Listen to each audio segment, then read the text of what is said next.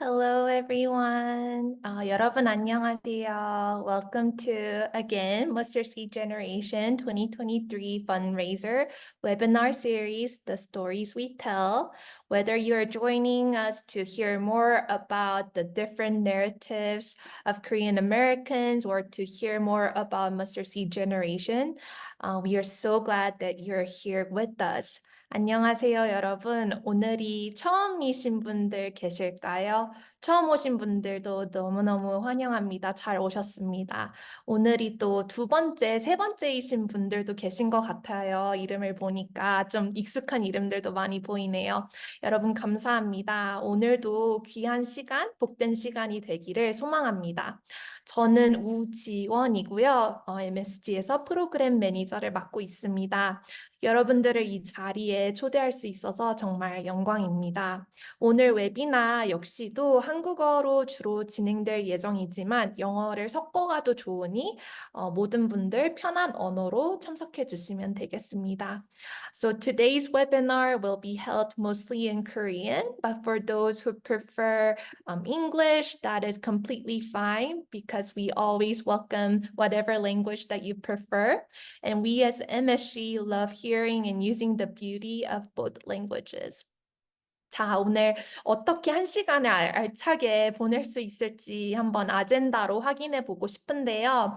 실은 지난주에 질의응답 시간을 저희가 제대로 갖지 못해서 아쉬움이 컸습니다. 저희가 질문이 없는 줄 알았는데 알고 보니 피드백을 받고 듣고 보니 함께 해주신 청중 여러분들이 질문을 이제 준비하는 시간이 필요하셨더라고요. 그래서 이제 오늘 시간 같은 경우에는 해나 사모님의 개인적인 이야기를 듣고 저희 모금 활동에 대해서 설명을 드린 후에 질의응답 시간을 가질 예정입니다. 오늘 사모님께서 감사하게도 시간을 더 허락해 주셨어요. 그래서 여러분들께서 질문이 있으시다면은 꼭 다 답변 드리고 싶다고 하셨거든요. 그래서 오늘 웨비나가 질문에 따라서 더 길어질 수도 있으니까 편하게 꼭 궁금한 것은 질문해 주시길 바랍니다. 여러분 이게 흔한 기회는 아니에요. 그래서 이번 기회를 놓치지 마시고 궁금한 점은 꼭 물어봐 주셨으면 좋겠습니다. 저희가 지난주 월요일을 시작으로 이번 주 목요일까지 총 4차례에 걸쳐 웨비나 시리즈를 진행하게 되었는데요. 저희 MSG가 어떠한 이유로 웨비나를 시작하게 되었는지 다시 간단하게 설명을 드리고자 해요. 저희 Mustard Seed Generation은 한인 사회 내에 정신건강에 대한 인식을 높이고 정신건강 이슈에 대해서 또 그거에 대한 오인 스티그마를 줄이고자 노력하고 있는 비영리 단체입니다. 아직까지도 실제 이제 설문조사에 따르면 많은 이제 한인분들이 아시아계 이민자분들이 정신건강을 마주할 때 언어의 장벽이 있거나 또 잘 알지 못한다는 이유로 전문가분들의 적절한 도움을 받지 못하는 경우가 많다고 합니다. 그래서 저희 MSG는 한국어와 영어로 접근이 용이할 수 있게 정신건강에 대한 주제를 바탕으로 한 웨비나나 교육 프로그램을 제공하면서 더욱 친숙하고 배우기 쉽게 접근할 수 있도록 노력하고 있습니다. 자, 오늘은 특히나 제가 개인적으로 늘 감사한 분을 초대할 수 있게 되었는데요. 소개하기에 앞서서 웨비나를 더욱 즐겁게 진행할 수 있는, 참가할 수 있는 몇 가지 방법을 나눠보도록 하겠습니다. 먼저 카메라를 켜실 수 있는 분들은 카메라를 켜주시는 것을 저희가 권장합니다. 왜냐하면 이제 사모님이 나눠주실 때 좀 친숙한 분위기를 만들면 좋은데 얼굴이 더 많이 보일수록 재밌을 것 같아요. 그래서 혹시라도 영상을, 비디오를 켜실 수 있는 분들은 켜시는 거를 권장합니다. 첫 번째는 이제 저희가 이제 채팅창을 이용하는 방법인데요. 오늘 해나 사모님께서 이제 질의응답 시간을 충분히 가지자고 먼저 감사하게도 제안을 해주셨어요. 그래서 이야기를 듣다가 특히나 자녀 양육에 있어서 궁금한 것이 많은 분들이 많을 것 같은데 궁금한 점이 있으시면은 채팅창을 이용해 주셔서 질문을 남겨주시고 익명으로 질문을 보내고 싶다 하시는 경우에는 저희 화면에 보이는 것처럼 DM NG초 선생님 이름을 고르시면은 NG초 선생님께 그 DM이 가거든요. 개인적인 문자로 가기 때문에 그렇게 그 익명으로 질문을 작성해 주고 싶으시다면은 이렇게 보내주시면 됩니다. 두 번째는 제가 개인적으로 참 좋아하는 참여 방법인데요. 바로 리액션 버튼입니다.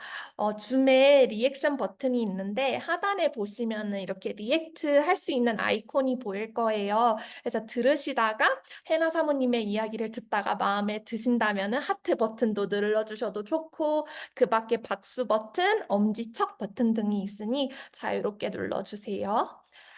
자, 여러분, 이렇게 두 가지 방법을 알려드렸는데 좀 준비가 되신 것 같으신가요? 오늘이 뭐 두 번째다, 세 번째다 싶으시면 좀 더 자유롭게 이용하실 수 있을 것 같은데, 오늘이 혹시 처음이신 분들도 계실 수 있으니까 한번 몸풀기로 채팅창에 어디서 지금 참석해주고 계시는지 시티랑 스테이트 네임을 채팅창에 적어주시면 감사할 것 같아요. 한국에서도 참석해 주시는 분들이 계신데 여기저기 어느 도시가 나올지 저 역시 궁금하기 때문에 기대하고 있겠습니다. 지금 한번 채팅창으로 들어가셔서 네, 천천히 남겨주세요. 지금 보입니다. 뉴욕, LA County in California, Portland, Seattle, Great Neck, New York, Seoul, Korea, Las Vegas, New York. 여러분 열심히 잘 남겨주고 계시네요. Cambridge, Albany, Boston. 진짜 다양합니다. 다양한 시간대에서 참석해주고 계시는데 오늘 월요일 저녁부터 또 한국은 화요일 아침부터 참석해 주셔서 진심으로 감사드립니다. 이제 넘어가서 저희가 이제 알다시피 12월 펀드레이저를 위해서 저희가 모금 행사를 진행하고 있는데 모금 행사를 기념하고 참석해 주시는 분들에게 감사하는 의미를 담아 저희가 몇 가지 선물을 준비를 했어요. 웨비나가 끝날 때까지 참석해 주시는 분들을 한정해서 저희가 예티 텀블러를 오늘 역시도 드릴 예정입니다. 각 웨비나마다 한 분씩 뽑기 때문에 오늘 혹시 뽑히시지 못하시더라도 이제 저희 마지막 웨비나가 기다리고 있으니까 그것까지 참석해 주셔서 기회를 노려봐도 좋으실 것 같아요. 그 다음으로는 이제 12월 달 모금 행사에 대해서 설명해 드리고 싶은데요. 계속해서 이제 QR코드가 보일 예정이에요. 채팅창에도 곧 올라갈 예정인데 12월 1일부터 31일까지 저희 MSG에서 모금 행사를 진행하고 있습니다. 후원과 동시에 이제 추첨 티켓까지 드리는 방식인데요. 상품에는 에어프라이어, 그 다음에 무선 스피커, 알라바스터 성경책, 그 다음에 깜짝 선물 이렇게 총 4가지 경품이 준비되어 있으니 많은 관심 부탁드립니다. 저희가 모금 행사에 대해서는 조금 더 자세하게 나중에 설명을 드릴 예정이지만 현재 12월 5K를 모금하고자 합니다. 금액의 크기가 작던 크던 여러분 한 분 한 분의 손길이 큰 힘이 되는데요. 후원에 대해서 더 알아보고 싶으시다면 QR코드를 자유롭게 핸드폰으로 스캔해 주세요. 자, 이제 좀 많이 기다리셨을 텐데요. 해나 사모님을 소개해 보도록 하겠습니다.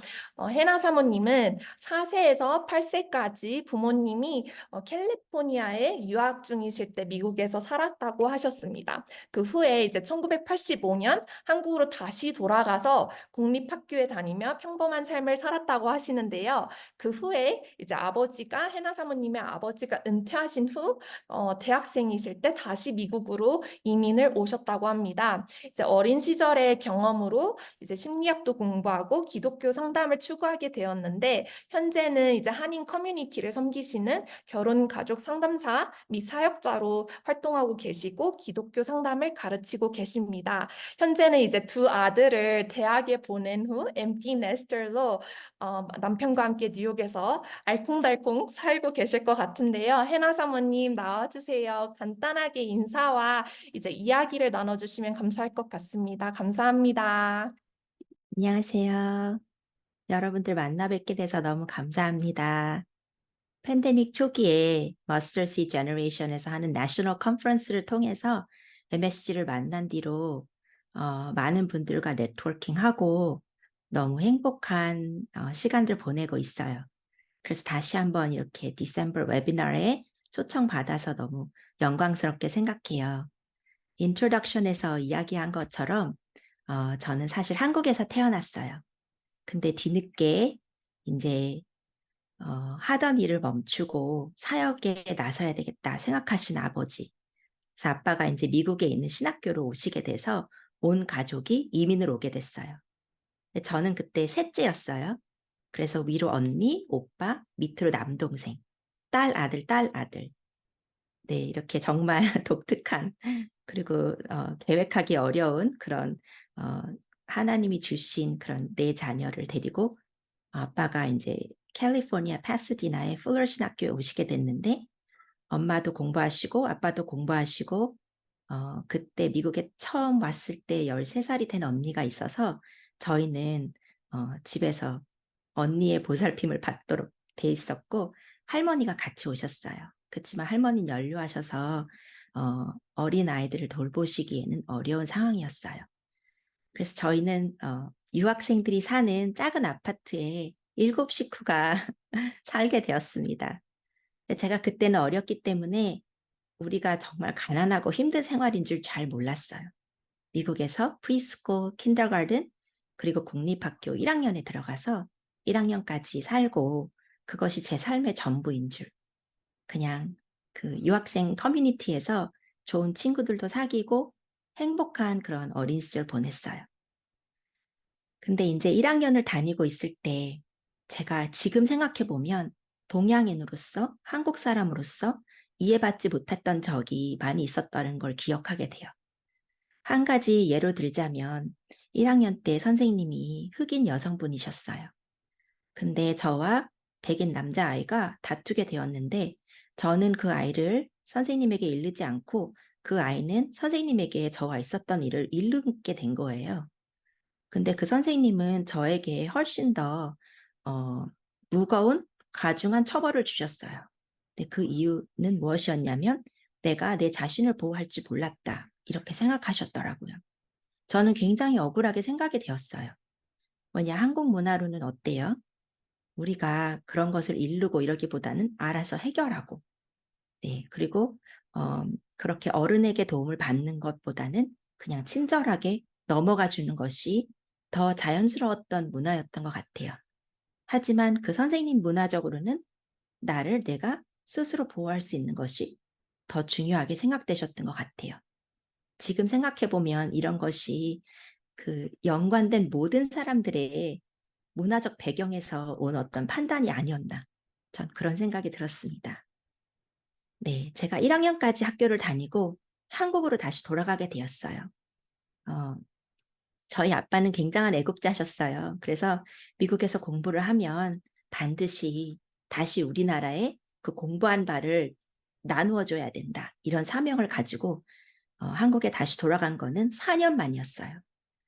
근데 참 신기하게도요. 가정에서 한국어를 썼는데도 저는 한국어를 쓰고 읽을 줄 몰랐어요. 8살 때였어요.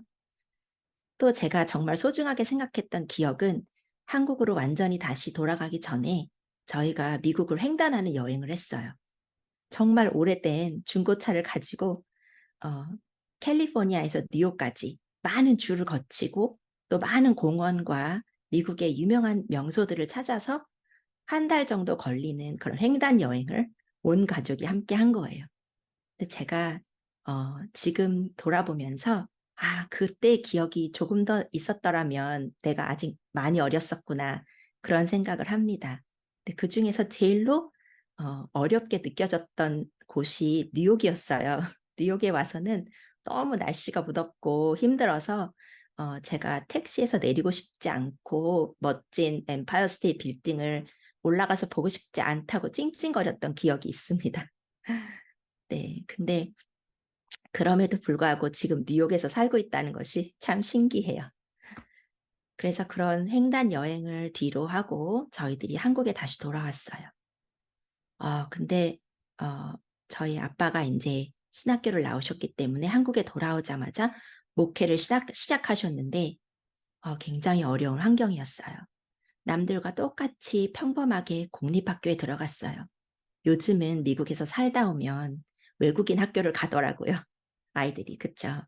근데 예전에는 초등학교도 아닌 국민학교 시절이었고 그때만 해도 미국에 살다 온 것은 아주 신기하고 보편적이지 않은 그런 일이었어요. 그래서 많은 사람들이 저를 이상하게 대했어요. 저는 그것이 너무나 힘들게 느껴졌어요. 학교 커리큘럼에 차이가 있었기 때문에 한국에서 다시 1학년을 다녀야 할 수밖에 없었어요. 매일 받아쓰기를 하는데 한 개도 쓸 줄 몰랐어요. 근데 1학년 때 선생님이 받아쓰기를 하면 어, 틀린 개수대로 손바닥을 때려주시는 아주 엄격하고 무서운 분이셨어요. 근데 저는 미국에서 왔기 때문에 봐주시는데 저는 그것도 참 기분이 나빴어요. 그래서 항상 부끄럽고 답답한 1학년을 지냈어요. 한국에 천천히 적응을 하고 친구도 사귀고 열심히 사는 것 같아요. 하지만 항상 뭔가 다른 취급을 받고 또 이상한 별명을 붙여서 부르곤 했습니다, 아이들이. 근데 여러분들이 화면에서 보시면 어떤지 모르겠는데 제 머리가 되게 갈색이에요. 근데 제가 한 번도 염색하지 않은 그냥 하나님이 주신 머리 색깔인데 항상 오해를 받았어요. 미국에서 왔기 때문에 머리 색깔이 남들보다 조금 더 갈색이 아닌가? 그런 오해를 받기도 했어요. 중학생이 된 다음에는 교문에서 걸리기도 했어요. 그때만 해도 한국은 단발머리, 김이 3cm, 더 이상 기를 수 없었고 염색하면 큰일 나는 그런 때였거든요. 미국에서 생활을 경험한 그 자유함을 전혀 만끽할 수 없었고 굉장히 정제되고 한국 문화에 다시 적응해야 되는 그런 시간들을 보낸 것 같아요. 중학생이 돼서 또 한 가지 정말 놀라웠던 것은 제가 어렸을 때 배운 영어를 잊지 않고 머릿속에 가지고 있었다라는 거예요. 하지만 학교에서 배우는 문법으로 그 아는 영어를 하나도 설명할 수 없었어요. 그래서 항상 듣기 시험은 100점을 맞았어요. 근데 그때는 한국 아이들이 중학교에서 영어를 문법적으로만 배우고 회화나 듣기를 굉장히 어려워하던 때였어요. 그래서 저는 친구들에게 맨날 강요를 당했어요. 한 번만 컨닝 좀 하게 해줘. 그런 어려운 강요를 받기도 하고 우리한테 영어를 좀 가르쳐 줄 수 없어? 그렇게 오해를 받기도 했어요. 근데 저는 하나도 그걸 문법적으로 가르쳐 줄 줄 모르는 거예요. 제가 머릿속에 아는 바를 설명할 줄 몰랐어요. 그래서 항상 친구들에게 오해를 받았던 그런 경험이 있습니다. 제가 고등학생쯤 되었을 때는 한국에 이제 정말 많이 적응하고 청소년기를 한국에서 자랐기 때문에 문화적으로나 모든 부분에 있어서 한국이 익숙해져 버렸어요. 그래서 고등학교 때는 정말 좋은 추억이 많아요. 지금도 카톡으로 고등학교 동창들과 이야기를 주고받곤 해요.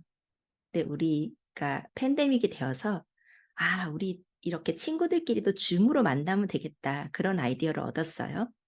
그래서 단짝 친구였던 고등학교 친구들이 다 같이 줌으로 만난 적이 있는데요. 너무 즐거웠어요. 우리끼리 다 중년 아줌마가 됐는데도 서로 하나도 안 변했다 이렇게 웃어주면서 그렇게 즐거운 시간을 보내고 그런 기억들이 있습니다. 그렇게 고등학교 시절을 즐겁게 보냈기 때문에 수능을 위해서 공부하고 열심히 밤 10시까지 야간 자율학습을 하는 것은 너무 당연한 일이었어요. 학교에 밤 10시까지 친구들과 있었기 때문에 그게 그닥 어렵지 않았어요. 지금 미국의 현실정을 생각해 보면 한국에서 공립학교에 밤 10시까지 야간 자율학습을 한다는 건 정말 culture shock처럼 느껴져요. 어떤지 모르겠어요. 우리 미국에서 크고 있는 고등학생들. 근데 그렇게 공부하고 정말 어렵게 대학을 가게 됐어요. 마음에 들지 않는 결과였지만 그래도 서울에 있는 학교를 간다. 그리고 내 믿음에 맞게 결정하게 된 학교는 총신대학교였어요. 저는 그때 사실 신학에는 관심이 없었어요. 하지만 유아교육을 배우기 위해서 총신대학교에 가는 것을 선택하게 됩니다. 이쯤에서 너무 얘기가 더 흘러가기 전에 옛날 사진들 몇 가지 좀 보고 함께 추억을 나누고 싶어요.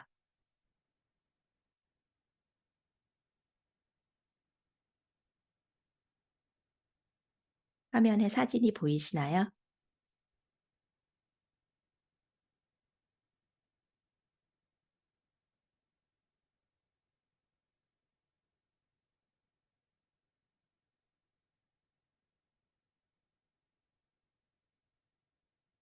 위에 보이는 사진은 사실 저희 온 가족이 포함되어 있지 않고요.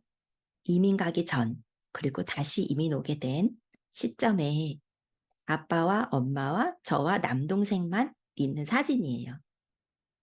미국에 다시 이민 오게 될 때는 남동생과 저만 올 수 있었어요.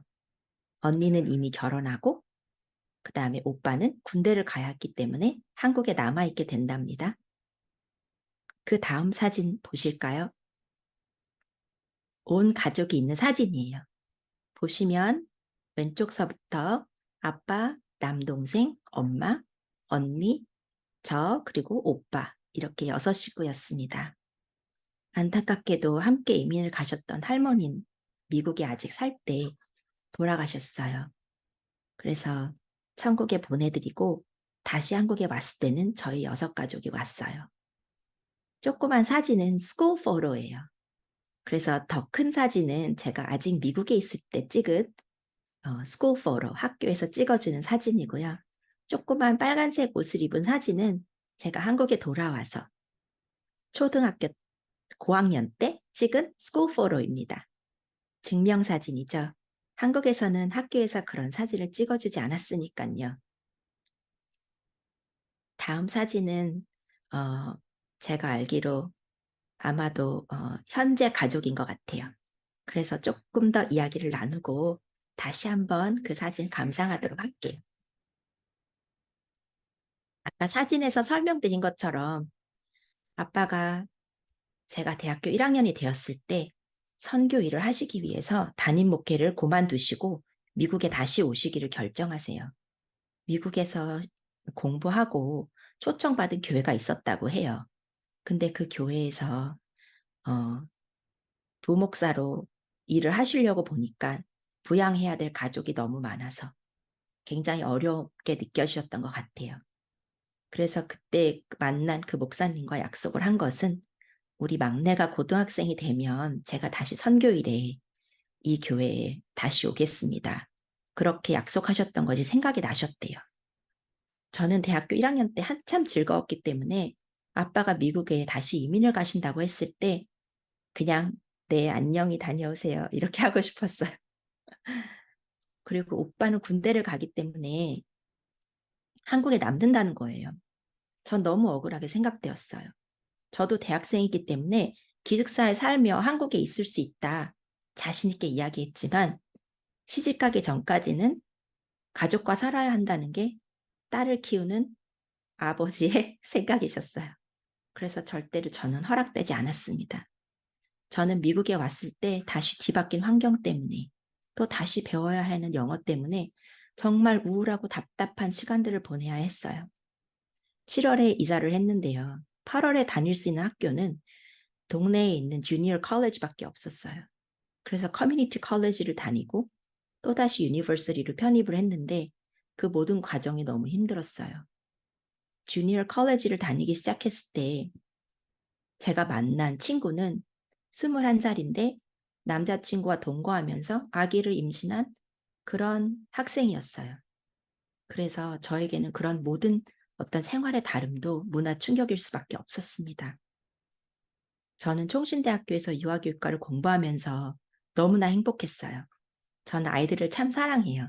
지금도 어떤 교회를 가든 가장 어린 반, 주일학교에서 가장 어린 반을 맡아서 하고 있고 지금도 toddler class, 2살, 3살 아이들 주일학교에서 맡고 있는데 제가 미국에 왔더니 주일학교는 형태가 비슷하지만 유아교육은 완전 다른 형태였어요.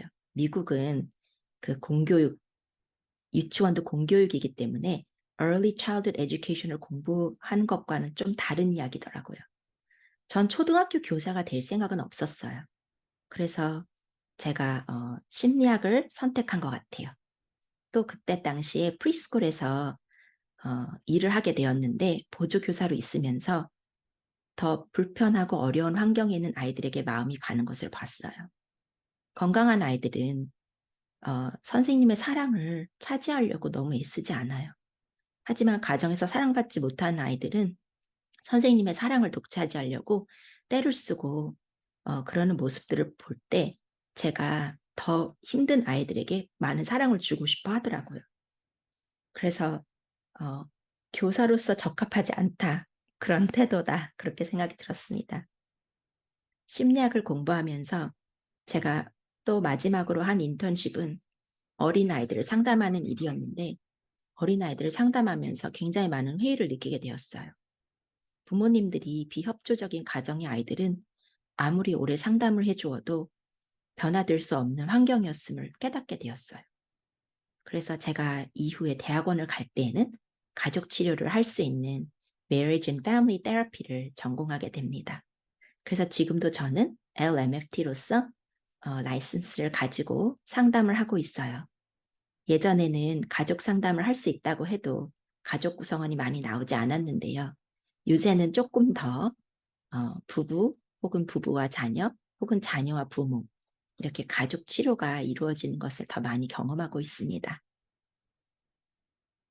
자, 제가 정말 미국에 있는 돌아온 뒤에 대학생으로서 우울하고 힘든 시기를 보냈는데요. 제가 항상 기도하면서 하나님께 왜라는 질문을 많이 했었어요. 왜 이렇게 힘든가요? 왜 이렇게 고생해야 되나요? 왜 부모님의 선택에 따라야 하나요? 그래서 항상 왜라는 불평을 할 때는 하나님께서 답이 없으셨어요. 근데 제가 신앙생활 하면서 그 질문에 대해서 What now? 라고 바꿔 물어보게 되었습니다. 근데 하나님께 Why? 이렇게 하지 않고 What now? 라고 질문을 바꾸었을 때는 하나님께서 인도하시는 걸 느끼기 시작했어요. 지금 돌아보면 제가 그때 모든 것을 부정적으로 생각한 거는 우울증이 있었기 때문이었던 것 같아요. 하지만 그때는 아무도 저를 상담해 주거나 진단해 주신 분이 없었습니다. 그냥 제가 공부하면서 심리학을 배우면서 스스로 치유되고 또 많은 재해석이 가능하면서 서서히 좋아졌던 것 같아요. 요새는 What now? 그래서 하나님께 인도함을 받으면서 앞으로의 소망을 바라보는 자세로 바뀔 수 있었다는 것이 참 감사합니다. 여러분 가운데도 어려움이 있으시다면 뒤를 돌아보기보다는 앞으로 어떻게 할 것인가를 기도해 보시면 답이 나오지 않을까 그런 생각이 들어요.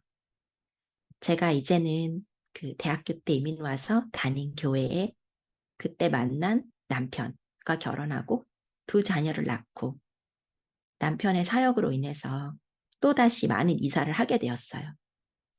제가 어렸을 때 한 모든 경험들, 작은 것 하나까지도 하나님께서 하나도 버리지 않고 저를 미리 준비시켰다는 걸 제가 이제는 봐요. 그래서 그 모든 경험들이 바탕이 되어서 지금은 영어 회중과 또 한국어 회중이 둘 다 있는 교회에서 남편과 사역하고 많은 것들을 자원으로 활용하고 있습니다. 네, 지금 돌아보면 다시 이민 오지 않았다면 우리 남편을 만나지 않았을 것 같아요.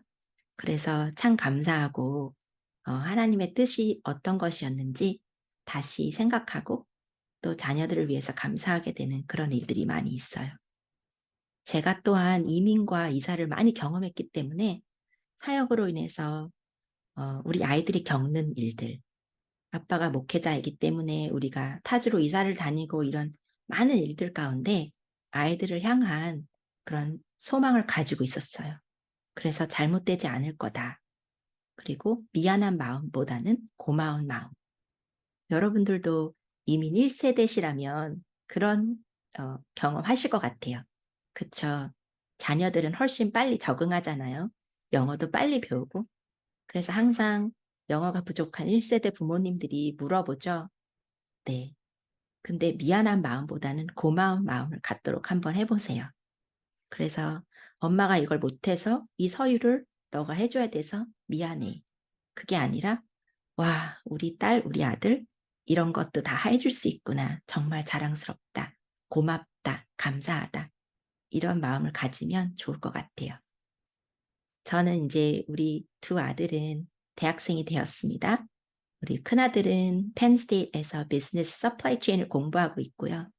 우리 작은 아들은 보스턴에서 노스이스턴 1학년 다니고 있어요.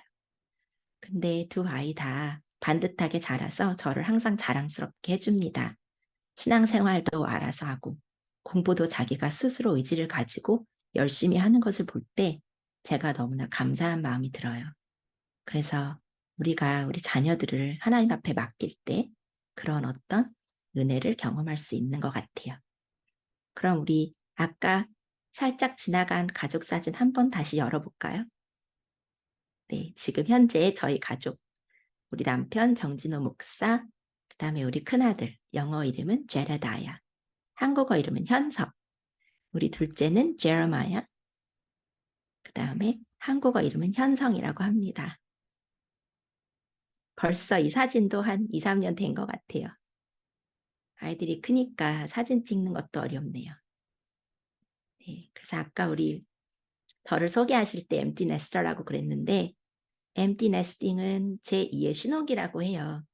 그래서 아이들이를 떠나보내고 좀 허전한 순간들도 있었지만 남편과 다시 좋은 친구가 되어서 행복한 제2의 신혼기를 지내려고 애쓰고 있습니다. 자, 그러면 우리가 이 시점에서 지원자매에게 마이크를 넘겨보겠습니다. 키워드 섹션으로 들어가면 될 것 같아요. 감사합니다, 사모님. 아니, 사모님을 지금 몇 차례를 걸쳐서 긴 시간 동안 MSG를 통해서 만나 뵀는데 한 번도 제가 사모님의 그 자란 환경이나 아니면은 가정에 대해서 제대로 듣거나 나눠본 적이 없었던 것 같아요. 그래서 더 이번 시간이 귀하게 느껴지는데 사모님의 여정을 들으니 더 궁금한 게 많아지고 더 알아가고 싶고 또 이러한 아름다운 배경들과 그런 스텝들이 있었기에 지금 또 사모님이 그 자리에서 이렇게 섬기고 계시는구나를 더 잘 이해할 수 있게 됐던 것 같아요. 나눠주셔서 감사드립니다.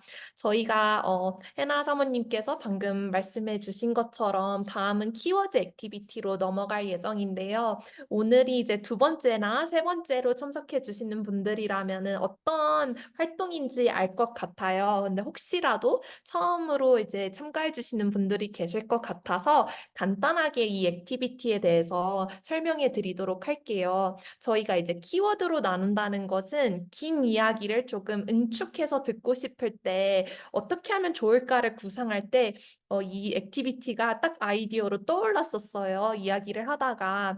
그래서 사모님께 각 스피커 분께 세 가지 키워드를 준비해 달라고 말씀을 미리 드렸고 그 키워드와 관련된 일화나 아니면 이야기가 있다면은 2, 3분 내로 준비해 주시면 좋을 것 같아요 라고 말씀드렸거든요. 그래서 오늘 사모님께서는 특히나 자녀 양육에 대해서 궁금해 하시는 분들이 많을 것 같아서 페렌팅과 관련된 단어로 키워드를 준비하셨다고 해요. 그래서 앞으로 한 10분 정도는 키워드로 나눌 예정인데 다시 한번 말씀드리지만 저희가 추후에 질의응답 시간이 있으니까 혹시라도 궁금한 점이 있으시다면은 채팅창으로 질문을 남겨주시면 좋을 것 같습니다. 네, 사모님, 그러면 키워드로 나누는 걸 시작해 보도록 하겠습니다. 첫 번째 키워드입니다. 공감해 주세요. empathy인데요. 어떠한 이야기가 있기에 이 단어를 선택해 주셨을까요? 네, 제가 1세대와 2세대 같이 가족 치료를 해보면 이것을 가장 어려워하시는 것 같아요. 우리 한국 문화는 감정을 말로 많이 표현하거나 드러내는 것을 별로 좋지 않게 생각하는 부분들이 있어요. 그래서 MSG도 그 선입견을 없애기 위해서 많이 애쓰고 있는데 저도 제가 제 치유를 받으면서 하나님께 공감받은 경험들을 통해서 치유가 되었고 지금도 많은 사람들이 상담을 받으러 오면 공감해 줄 때 정말 많은 치유가 일어나는 것을 봐요. 그래서 여러분들이 자녀를 양육하실 때 공감을 해주시면 좋겠다라는 생각을 합니다. 공감은 예수님께서 몸소 보여주신 거예요. 그쵸?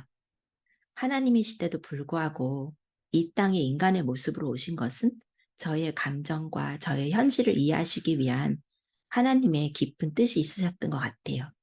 그래서 특별히 성탄의 아기 예수를 기다리는 이 시점에서 우리가 예수님이 우리에게 보여주신 공감을 생각한다면 내가 받은 그 공감으로 내 자녀에게 또 주변에 공감을 해주었을 때 놀라운 일들이 일어날 거라고 생각해요. 그래서 여러분들이 공감을 실천해 보시면 좋겠습니다. 나눠주셔서 감사합니다. 공감이 참 중요한 단어인 것 같은데요. 다음으로 그러면 넘어가 보도록 할게요. 두 번째도 되게 궁금해지네요. 두 번째 키워드입니다. 인정해 주세요. acceptance입니다. 네, 우리가 하나님께서 우리에게 주신 자녀를 기른다고 말은 하지만 많은 경우에 내가 원하는 자녀의 형태가 있는 것 같아요. 그래서 자녀를 있는 그대로 억셉트하기보다는 많은 경우에 무엇을 바라고 이렇게 어떻게 자라주기를 바라는 마음들이 참 많이 있다는 것을 제가 봐요. 특별히 한국에서는 많은 조건적인 것들을 있어야지 성공한다라는 생각을 갖고 있기 때문에 이민 와서 또 고생한 만큼 많은 조건들을 생각하게 되고 자녀들의 성공을 위해서 부모님들이 나도 모르게 마음은 그렇지 않은데 조건적으로 사랑을 보여줄 때가 있다라는 걸 봐요. 그래서 있는 모습 그대로 용납하고 인정한다는 것이 참 문화적으로 어려운 것을 제가 1세대 부모님들한테 봅니다. 그래서 여러분들이 지금 다시 한번 내가 내 자녀를 어떻게 생각하는지, 어떻게 바라보는지, 정말 하나님이 내 자녀를 어떻게 창조하셨는지 그 독특성을 알고 있는지, 인정하고 있는지 생각해 보면 좋을 것 같아요. 그래서 그 아이가 조금 남다르거나 창의적이거나 독특하다고 해도 걱정하지 마시고 그 부분을 길러주시면 좋겠다라는 생각을 해요. 저도 아들을 둘을 낳기 때문에 아이들의 다른 점을 인정하는 것이 참 힘들었어요. 첫째 아이는 저와 남편과 성향이 비슷한 아이였고요. 예측 가능한 아이였어요. 그리고 제가 공부한 심리학이나 부모교육 서적에서 그 정말 책대로 하는 그런 아이였어요. 그래서 첫째 아이를 조금 수월하게 기르고 교만했던 것 같아요. 근데 둘째 아이는 정말 창의적이고 독특한 아이였어요. 제가 아는 모든 것을 적용해도 그 아이를 이해할 수가 없었어요. 그래서 어, 야단도 많이 쳐보고 관계가 힘들었어요. 근데 제가 어느 날 아이가 5살, 6살 되었을 때 저희가 타주로 이사를 하면서 그 아이가 공립학교 환경이 바뀌게 되었어요. 어, 학교를 3시간만 가는 거예요. 그 주는 퍼블릭 스쿨 킨더가든이 half day 너무나 그 아이와 많은 시간을 보내야 하는 그런 환경을 접하면서 아이를 다시 보게 되었어요. 아, 내가 우리 아이를 오해하고 있었구나. 형처럼 되기를 바랬구나. 그리고 책대로 되기를 바랬구나.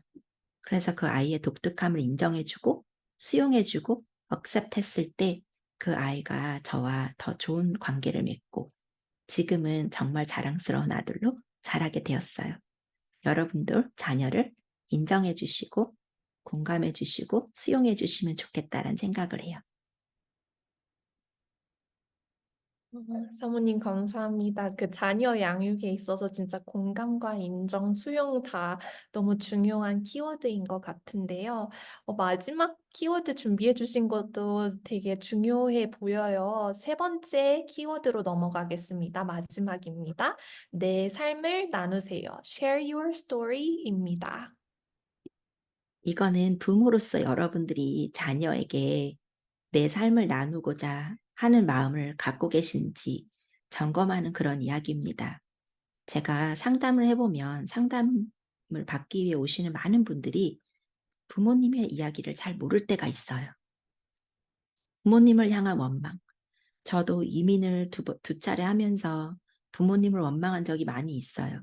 왜 우린 이렇게 살아야 했을까? 근데 그 사정을 이해하면 그것을 용납하기가 쉬워져요. 그래서 어떤 분들에겐 제가 이렇게 물어봐요. 상담을 받으실 때, 왜 그런 일을 겪으셔야 했나요? 부모님은 왜 그렇게 하실 수밖에 없었나요?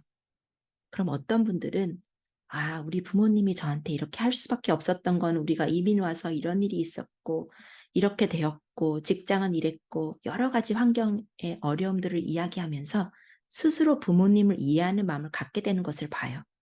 그럼 그분은 치유가 되십니다. 그리고 부모님을 용서할 수 있게 돼요. 근데 어떤 분들은 전혀 부모님의 이야기를 몰라요.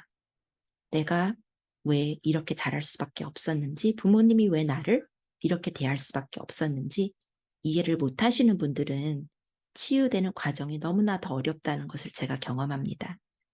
그래서 여러분들이 부모로서 내 자녀를 어떻게 길렀는지 돌아보시면 항상 미안한 것들이 생각나실 거예요. 근데 그럴 때 그냥 미안한데 내가 앞으로 부모로서, 엄마로서, 아빠로서 그냥 더 잘하면 되지 이렇게 넘어가지 마시고 자녀들에게 특별히 청소년 이상 성장한 자녀들에게는 꼭 부모님이 살아온 삶의 이야기를 해주시면 좋겠다라는 생각을 합니다. 그럼 그 자녀들이 부모님을 사랑하고 용서하는데 정말 많은 역할을 하시게 돼요. 그래서 정말 그 말 한마디, I'm sorry, 그냥 한마디라도 그것이 얼마나 파워풀한지 경험하실 수 있어요. 그래서 share your story 마지막으로 나누고 싶었습니다. 사모님 나눠주셔서 정말 감사드립니다. 다시 한번 나눠주신 사모님께 이렇게 박수를 간단하게 다 함께 전하면 좋을 것 같아요. 감사드립니다. 특히나 이제 마지막 키워드도 마음에 와닿는데요. 저희가 이야기하지 않으면 모르잖아요. 그래서 함께해서 계속 이야기를 하고 또 이민자로서 이민 오신 특히나 1세대 부모님들께서는 그만 1세대만의 독특한 또 어려움들도 있고 경험들이 있을 텐데 그런 이야기를 자녀분들과 나누게 된다면은 더 큰 나눔이 되고 자녀분들도 또 새로운 배움도 얻을 수 있지 않을까 싶은 마음이 드는데 사모님께서 세 가지 그렇게 중요하게 나눠주신 키워드가 여러분들께도 잘 전달되었으면 하는 소망입니다. 다시 한번 나눠주신 사모님께 감사드리는 마음으로 전하면서 저희는 잠깐 스트레칭도 좀 할 겸 저희가 줌을 사용하느라 이렇게 자세를 잘 확인하지 못할 때가 있어요. 지금 한번 다 같이 스트레칭도 해주시고 그 스트레칭도 할 겸 추첨 당첨자분이 나왔다고 해요. 그래서 추첨 당첨자분을 확인해 보도록 할 텐데요. 저희가 이제 듣는 사이에 나온 행운의 주인공 분이십니다. 지금 현재 자리에 계셔야 확인이 되어요. 두구두구두구 그 드럼롤 지금 다 같이 하면 당첨자분은 기다려 주세요. 잠시만요. 제가 확인을 했는데 이분입니다. Daniel NHK Kim입니다. 혹시 계실까요? 축하드립니다. 혹시 감사합니다. 감사합니다. 목소리도 들을 수 있으니까 더 좋네요. 저희가 여기 스태프 이메일을 곧 채팅창에 올릴 예정인데 그 스태프 이메일에다가 집 주소를 알려주시면은 저희가 곧 보내드리도록 하겠습니다. 지금 막 올렸거든요. 네, 다시 한번 축하드립니다. 데니얼 NHK 킴님. 오늘도 참석해 주셔서 감사드립니다. 혹시라도 오늘 받지 못하셨다면 너무 노여하시거나 속상해 하시지 마시고 다음 기회를 저희가 노릴 수 있거든요. 이번 주 목요일 마지막 기회입니다. 이번 주 목요일에 참석해 주시면은 또 웨비나 참석자분들 중에 한 분을 뽑을 예정이니까 참석해 주시면은 또 기회가 찾아오지 않을까 하는 마음입니다. 네, 넘어가서 오늘의 그 사모님이 나눠주신 이야기처럼 저희는 특히나 이제 이민자 가정 안에서 세대 간의 그런 갈등이 있을 수도 있잖아요. 부모님이나 자녀 간 분들의 갈등이나 정신건강에 대한 이야기가 조금 더 가정마다 더 잘 오갈 수 있도록 노력하고 있는 단체인데요. MSG에 대해서 간단하게 나누려고 해요. 저희 머스타드 시드 제너레이션은 미국 내 큰 슬픔과 애도의 시기가 있었던 2007년 버지니아 공대 총기 난사 사건이 일어난 후에 한인 정신건강을 위해 다양한 자료와 지원을 제공하려고 하는 단체입니다. 여러분들의 후원과 응원, 기도 덕분에 지금까지 많은 개개인분들을 만나서 정신건강에 대한 이야기를 할 수 있는 안전한 대화의 장도 마련을 하고 있고 다양한 웨비나나 컨퍼런스 등을 주최함으로써 한인 정신건강 건강 전문가 분들이 이제 모일 수 있는 장소, 그다음에 배우고 네트워킹할 수 있는 장소도 마련하고 있어요. 저희와 함께 파트너십을 구축할 수 있는 방법에 대해서 설명해 드리고 싶은데요. 저희 특별히 대표이사 NG 선생님을 모시고 더 자세하게 나누도록 하겠습니다. I'm very thrilled to introduce MSG's Executive Director, NG Cho, who will be sharing exactly how you can partner with us tonight. Thank you. Hello everyone. 안녕하세요. 지원 선생님, 그리고 하나 사모님 너무 감사드립니다. 그리고 이 자리에 참석해 주신 분들도 너무 감사해요. I wanted to share a few ways that you can join us in our mission to break down barriers to mental health in the Korean American community. MSG를 support할 수 있는 방법이 여러 가지 있는데요. 첫 번째는 one-time donation, 두 번째 방법은 monthly donorship. one-time donation 그리고 monthly donation으로 MSG는 Korean American Community의 치유를 위한 많은 이벤트 등 프로그램들을 운영할 수 있고요. 그리고 새로운 프로그램들을 시작하는 데 많은 도움이 됩니다. mental health training program 그리고 mental health first aid training program registration 하실 때 스콜러십이 필요하신 분들께 스콜러십 기회로 도네이션이 사용되기도 합니다. 마지막 기회는 MSG가 지금 펀드레이징 캠페인을 12월 말까지 할 예정인데요. 함께 참석해 주시기를 희망합니다. 이번 달에 펀드레이징 캠페인을 통해 도네이션을 하시는 분들은 재미있게 상품을 받을 수 있는 기회가 있는데요.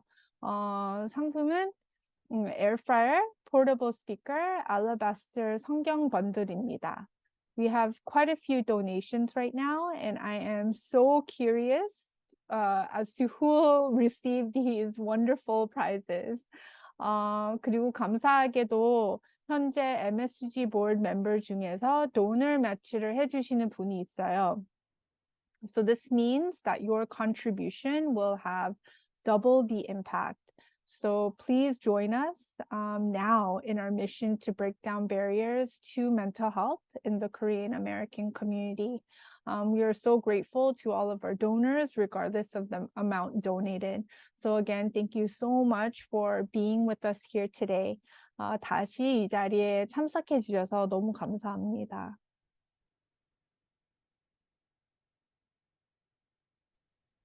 감사드립니다. Thank you so much, NG.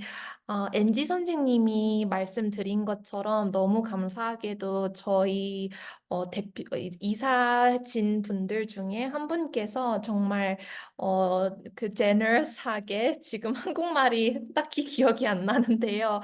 generous하게 저희가 그 펀드레이징 한 만큼을 기부해 주시겠다고 하셨어요. 그게 참 쉽지 않은 기회고 그리고 되게 얼마나 generous한지를 감사한지를 이렇게 한국말로 더 전하고 싶은데 단어가 지금 떠오르지가 않네요.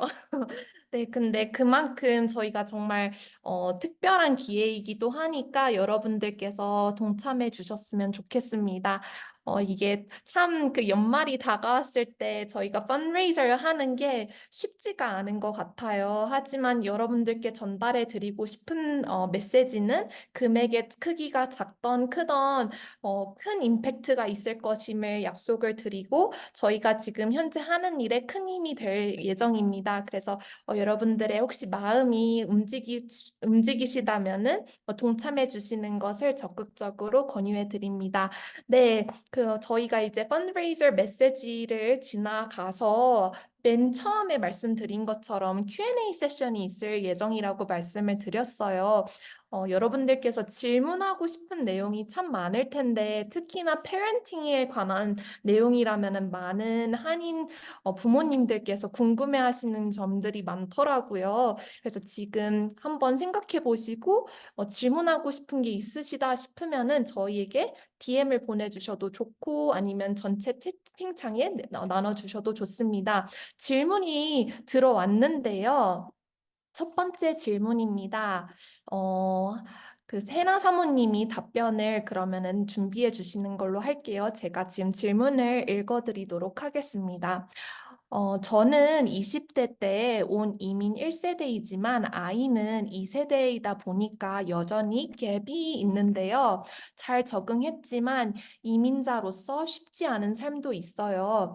내 삶을 나누세요라고 사모님께서 마지막으로 말씀을 해주셨는데 아이한테 갑자기 엄마나 아빠 이야기를 하기는 애매한데 어떻게 부모의 이야기를 자연스럽게 아이와 나눌 수 있을까요? 라고 질문을 주셨습니다.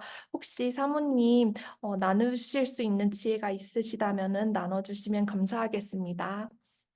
네. 저는 주로 뉴욕에 오기 전에는 캘리포니아에 있었기 때문에 자녀들과 차에서 얘기를 많이 한 것 같아요. 같은 방향을 바라보고 가고 있으면 훨씬 대화하기가 쉽다고 해요. 그래서 자연스럽게 라이드를 해주시면서 대화하는 방법도 있고요. 또 식사하는 자리에서 지금 미국에서 온 가족이 함께 디너를 먹는 그런 가족이 얼마나 없는지 여러분 놀라우실 거예요. 제가 그 수치를 들었을 때 너무나 깜짝 놀랐거든요. 그래서 아이들과 함께 식사를 나누고 그렇게 나눔을 할 때 우리 오늘 하루 있었던 일과 중에서 나눌 수 있는 거 모든 가족 구성원들이 나눈다면 너무 좋겠고요. 그럼 아이들이 자연스럽게 자기 삶을 나눌 수 있는 계기들을 만나시게 됩니다. 아이들은 아무런 거스름 없이 그냥 이야기를 하거든요. 그러면 그런 순간에 그와 적합한 엄마 아빠 이야기를 하실 수가 있어요. 예를 들어서 아이가 오늘 학교에서 친구랑 이러이러한 일이 있었다고 이야기를 할 때 엄마는 아빠는 너 또래였을 때 학교 다닐 때 친구랑 이런 일이 있었는데 이렇게 이렇게 해결했단다. 혹은 이렇게 이렇게 실수를 했는데 너는 지혜롭게 잘 하고 있구나. 이런 식으로 그 때에 맞는 이야기를 그때그때 하실 수도 있는 것 같아요. 네. 근데 이 질문에서 이제 우리 질문하신 분이 뜬금없이 이렇게 갑자기 엄마 이야기, 아빠 이야기를 하는 게 우습지 않을까 생각하시는데 절대 그렇지 않아요. 1살이라도 어릴 때 자녀들과 대화하는 습관을 기르시면 자녀들은 정말 오고 싶어 해요, 부모에게. 근데 많은 경우에 엄마가 아빠가 바빠서 대화를 할 수 없을 때가 많이 있거든요. 네. 그래서 지금 그 소중한 관계를 맺어 놓으시면 대학에 가서도 스스로 연락을 해요. 네. 그래서 그런 열매를 거두시면 좋을 것 같아요. 감사합니다, 사모님. 두 번째 질문이 있는데요.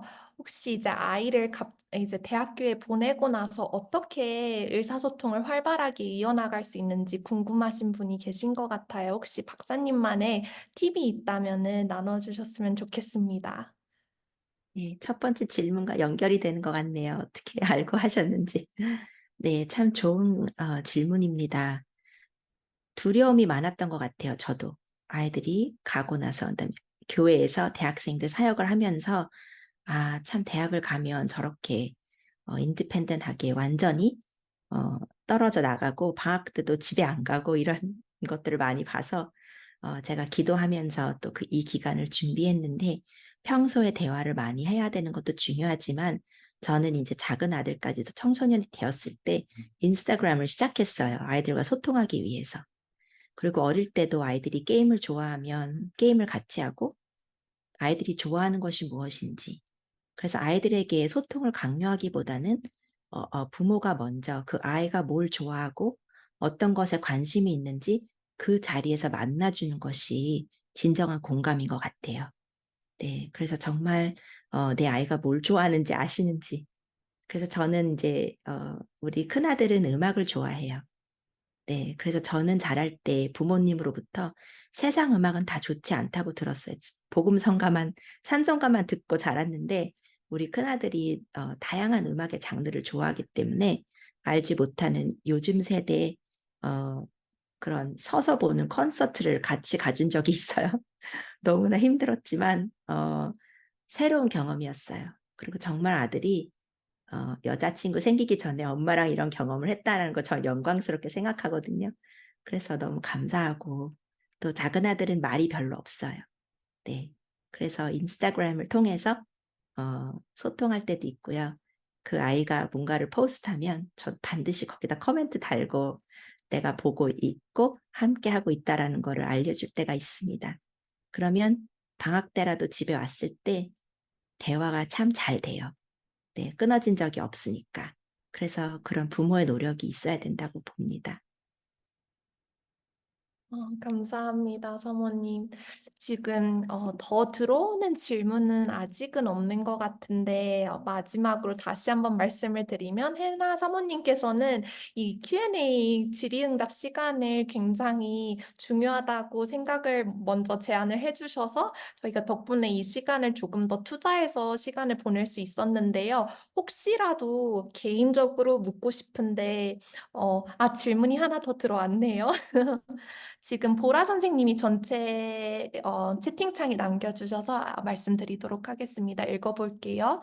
저는 지금 심리학을 대학원에서 공부하고 있는데요. 백인 중심의 미국 사회에서의 문화나 가치관, 한국이나 아시아 문화와 가치관이 많이 다른데, 네, 네네네. 가정과 사회의 가치관과 문화가 많이 다를 때 백인 중심 미국에서 자라는 마이너리티 아이들이 assimilating process를 겪을 때 internalized racism towards the family culture를 경험할 수 있다고 배우는데요. 이런 경우에 가정에서 미국 사회의 자기 중심적인 문화와 가치관과 한국의 사회 중심적인 문화와 가치관이 부모와 아이 사이에 그 갈등으로 깊숙이 배지되어 수 있을 것 같습니다. 이러한 경우는 어떻게 페렌팅을 잘 하실 수 있을지 궁금하다고 합니다.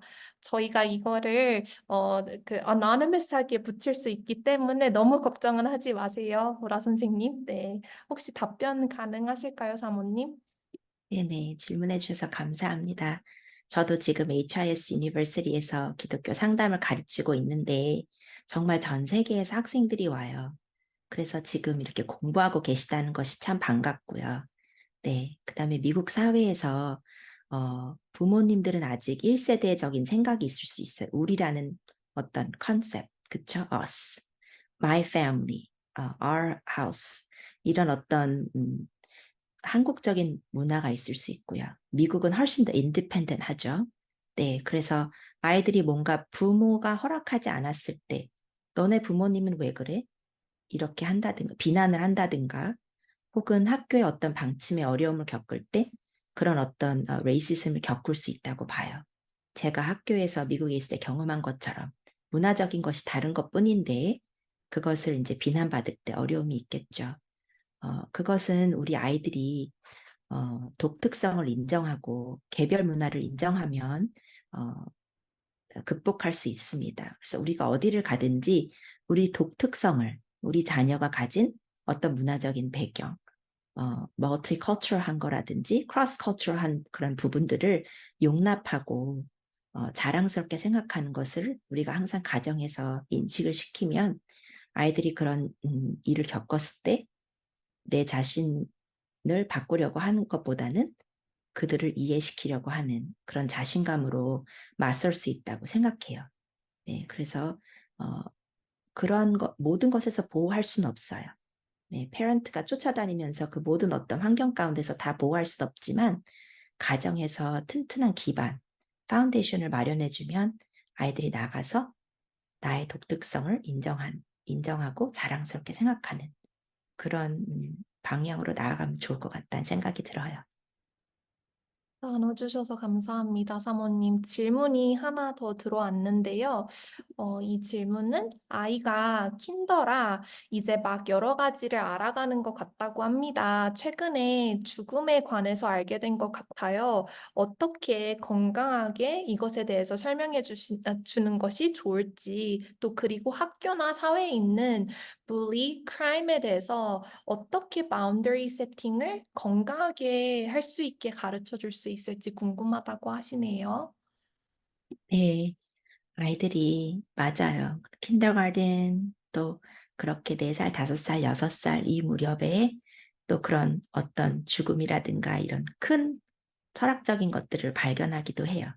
저 같은 경우도 우리 큰아들하고 그 아이가 4살밖에 안 됐을 때 죽음이 무엇인지, 죽으면 어떻게 되는지 그런 질문을 했던 아이가 그런 질문을 저에게 했던 것이 기억이 나요. 하나도 준비되지 않은 상태였지만 그냥 솔직하게 이야기할 수밖에 없었고요. 제 자신이 믿고 있는 신앙의 그런 어떤 믿음대로 제가 죽음에 대해서 이야기하고 죽은 다음에 어떻게 되는지 이야기를 해줬는데 놀랍게도 아이는 그 모든 이야기를 듣고 자신도 예수님을 만나기를 원해했어요. 그래서 의도치 않았는데 복음을 전하는 그런 놀라운 그런 경험을 할 수 있었거든요. 그래서 아이들이 참 어릴 때 순수할 것 같지만 우리가 생각하는 것보다 훨씬 성숙하고 많이 알고 있다라는 거. 그래서 아이들이 질문을 할 때에는요, 이미 생각을 여러 번 해봤다라는 거예요. 그래서 항상 아이들이 어려운 질문을 하면 우선적으로 질문해줘서 고맙다. 엄마, 아빠와 그 부분에 대해서 소통하기를 원해서 고맙다라는 표현을 하시는 게 좋고요. 그것이 저 친밀한 관계로의 인비테이션이 됩니다. 그래서 어려운 상황일 때 아이가 스스로 올 수 있게 돼요. 자녀들이 먼저. 네, 그리고 솔직히 모를 때는 잘 모르지만 우리 함께 찾아보자. 또 함께 기도해보자. 이렇게 하셔도 절대 나쁜 방법이 아니고요. 답을 다 갖고 있어야 된다라는 부담은 없으셔도 될 것 같아요. 그 다음에 크라임이나 불리잉에 대해서 우선적으로 불리잉은 지금 굉장히 심각한 문제예요. 상담을 받으러 오시는 분들을 보면 어렸을 때 불리잉을 경험한 사람들이 너무나 많아요. 근데 자녀들이 가정에서 존중받지 못하면 더더욱 불리잉이 있을 때 도움을 요청하거나 스스로 이겨내지를 못합니다. 그래서 가정에서 부모와 좋은 관계를 맺고 부모에게 존중받는 자녀, 사랑받는 자녀들이 불리잉에 대처할 수 있고요. 초기에 빨리 예방할 수 있어요. 그래서 불리잉은 정말 심각하고요. 발견했을 때 바로 도와줘야 된다고 생각합니다. 네. 그다음에 크라임은 아마 질문하신 분의 의도를 제가 맞게 이해하고 있는지 모르는데 세상에 일어나고 있는 안 좋은 일들에 대한 어떤 반응을 이야기하시는 게 아닐까 생각이 들어요. 네. 그래서 그것 또한 솔직하게 대답해주고 아이들이 질문을 했을 때는 이것에 대하여 이미 어느 정도 알기 때문에 질문했다라는 생각을 갖고 계셔야 돼요. 그래서 어떻게 들었는지 또 어떻게 이해하고 있는지 점검하시는 게 좋고요. 네, 그래서 바로 잡아주고 잘못된 정보를 갖고 있다면 바로 잡아주고 또 잘못된 정보를 어디서 듣고 있는지 그런 관계를 점검해주고 이런 계기가 되면 좋고요. 그것을 이미 너무 많이 노출되었을 때는 그런 어떤 가장 정직하게 그 사건을 바라보는 것이 아이와 부모의 신뢰 관계가 좋아집니다. 만약에 아이는 친구나 학교나 어디서 들었는데 엄마나 아빠가 이것은 적절한 토픽이 아니라고 생각해서 다 알 필요 없어. 너가 어리기 때문에 몰라도 돼. 이런 식으로 대답하면 아이는 그 다음에는 부모에게 올 수가 없어요. 어려운 일이 닥치거나 힘든 질문이 있을 때. 그래서 그렇게 하는 것은 좋지 않다고 저는 생각해요. 감사합니다. 또 좋은 질문들을 참여해주신 분들께서 많이 해주셨는데, 질문 주신 분들께도 감사드립니다. 저희가 지금 질문이 더 이상 안 보여서 현재는 이제 다음 뉴스로 업데이트로 알려드릴 예정인데, 혹시라도 질문이 있으신데 하시지 못하셨더라면은 사모님과 저희 팀이 조금 더 남아있을 예정이거든요. 그때 끝까지 남아 계셔서 이제 개인적으로 질문하고 싶으신 분들은 남아서 질문해 주셔도 된다는 점을 미리 알려드리고 싶습니다. 저희 다음 업데이트로 그러면 넘어가 보도록 할게요. 다음 스토리텔러 이제 마지막 스피커분에 대해서 설명을 드리고 싶은데 이번 주 목요일 오늘과 같은 시간에 타샤 준 선생님께서 준비를 하셨는데요. 영어로 주로 전달될 예정이고 특히나 지금 이제 출간하신 책이 있기 때문에 이 책에 대한 좋은 이야기밖에 제가 아직 듣지 못했어요. 그리고 또한 혼혈 가정으로서 자라왔던 그런 독특한 경험이 있어서 혹시라도 궁금하신 분은 놓치지 마시고 신청하시지 않으셨다면은 신청해 주셔서 꼭 참여하셨으면 좋겠습니다. 마지막 웨비나이기도 하기 때문에 특히나 더 많은 분들이 참여해 주셨으면 하는 소망이 있습니다. 오늘만큼 좋은 시간이 되지 않을까 싶어요. 네, 오늘 다시 한번 귀한 나눔, 지혜를 나눠주신 해나 사모님께 감사드리며 여러분들 모두 함께 해주셔서 귀한 시간 내주셔서 감사드립니다. 그리고 따뜻한 연말 연휴 보내시길 바랍니다. 감사합니다.